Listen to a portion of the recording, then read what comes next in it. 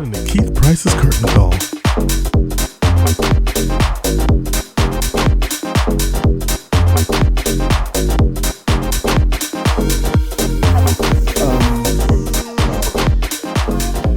And here we are at the Still Press Up Front.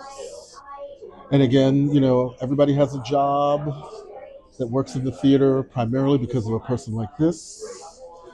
Miss Lia Romeo is the author, or the playwright for the show Still, amongst a lot of other plays. If you do a little research like I did, she has got a whole cadre of shows that she's written that explore different kinds of relationships and different types of things that are just all over the place for someone who looks like she should be my kid sister.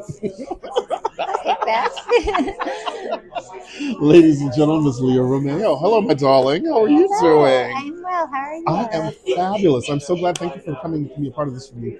So we were, I was very lucky because I stopped you earlier to kibitz because I prefer to do that before, so you kind of get an idea of what a nut job I am before we start. But I'm so fascinated because we were talking about, how you get your ideas or how you formulate your ideas in order to come up with something like this.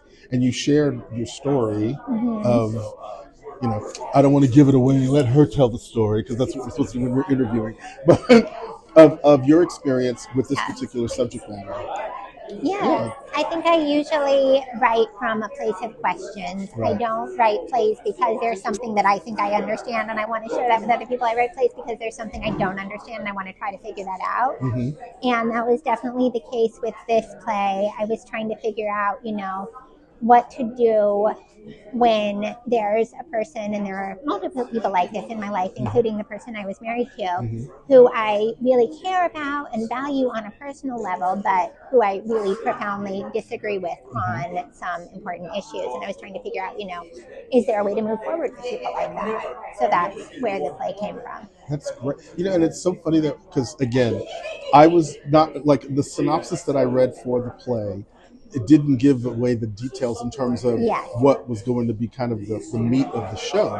And when I discovered what the meat of the show was, I was a little marveling because I was just telling them yesterday that I was having a conversation with one of my oldest friends who, he and his father right now are in this place of they don't speak, they don't deal because of politics.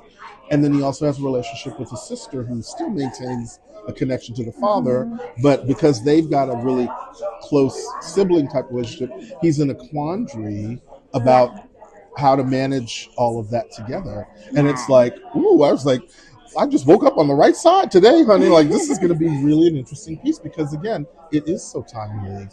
Like, as far as the resolution, did you come up with the situation? Did you feel like you understand it much better? I don't feel like I understand the situation better, but I do feel like I feel like what I understand is that there is not a single answer to the situation. Right. I think it can be really hard to be close with people who we disagree with in the same way that we're close with people who we see eye to eye with.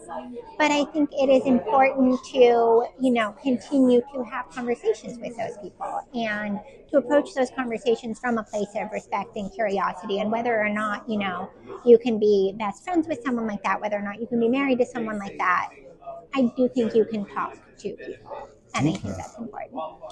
So you can talk to them, but you don't want to have to necessarily be intimate with them. Well, I think it depends, because I think you can be intimate with them in certain ways, and maybe you can't in other ways. And I think it's different for different people, and I don't think there's a single answer. It's so funny because this thought just came to me, and my friend who's working the camera will remember me telling her this story, basically, about the opportunity that I had when I was staying upstate during the summer, that I accidentally had a liaison, if you will, with a Republican. Okay. And it wasn't until we were in a very weird compromising place that I understood just exactly who it was. And I thought, well, what do you do now? Yeah. Like, ooh, so you will. So I can relate to what's going to be happening. Yes, very much. Art imitating life, darlings. That's what we do here. Yeah. I love that. Oh, well, Miss Leah, thank you so much for taking a moment. I know you got a lot of stuff going on. This is just really great. Thank you. This is so much fun. Lia Romeo, playwright. The Still, starting January 28th at the Sheen Center. Get your tickets now if you can. Boom. All right. right. Thank you. Thank you.